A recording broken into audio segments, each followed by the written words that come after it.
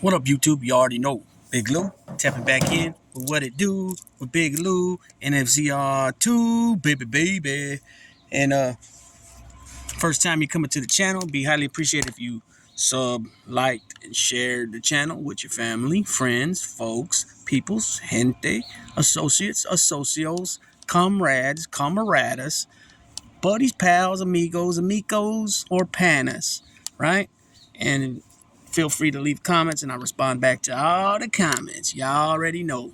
Uh, this Saturday, December the 3rd, 2022, the WBC heavyweight champion of the world stepped in the ring with uh, a veteran, a tough summer gun, Derek War Chisora. And you guys already know that WBC champion is none other than the Gypsy King himself, Tyson Fury. He stepped in the ring, like I said, with this man for the third time. And basically was what we expected, right? He punished him with a lot of heavy shots. And just Chisora's taken a lot of heavy shots over the years, man. He's been in some wars with Dillian White. He's fought also with Fury 3 times. He's been in there with. He's a guy that don't run. He'll fight, right? So we know Tyson Fury is a WBC champion, and I didn't know this, but going into the fight, Chisora was the WBA international champion. I think it was. Let me give you the exact name. He was the WBA international heavyweight champion, and then he also was at one point he was a European champion, and he also was the WBO international champion or something like that as well. So they fought at Tottenham Hotspur Stadium in London, England, right? And it was for the WBC heavyweight title. Tyson Fury is from Manchester and Chisora is from London. Going into the fight, Tyson Fury was 32-0, one draw with 23 knockouts, and Chisora was 33-12 with 23 knockouts.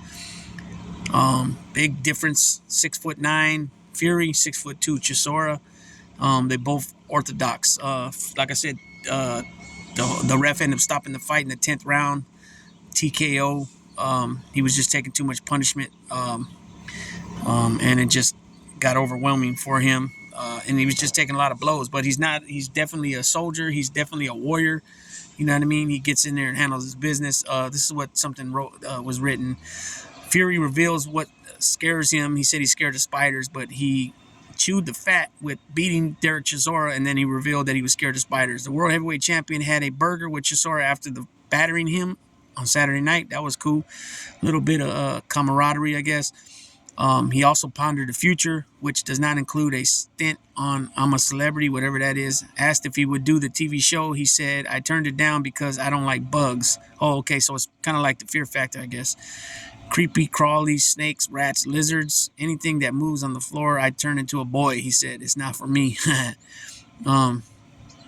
So this is what, obviously the heavyweight division, you got WBC champion Tyson Fury, and then the three other major titles are held by Usyk, Alexander Usyk. He holds the WBA super belt, the WBO belt, and the IBF belt, and I believe he holds the ring belt as well. And then Tyson Fury is a WBC champion as well, and named the lineal heavyweight champion.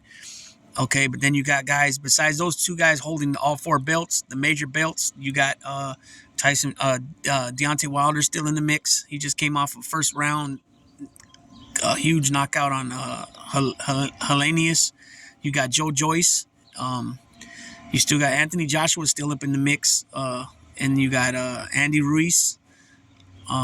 Joseph Parker probably fell now more on the bottom of those guys I just named, as well as Joshua. So we'll see what happens, what shakes up. At this point right now, Fury, only thing there is for him to do is either fight Joshua or maybe Ruiz or Joe Joyce. Other than that, it's just trying to capture all the belts by fighting Usyk, getting in there with Usyk. I've said this before and I'll say it again.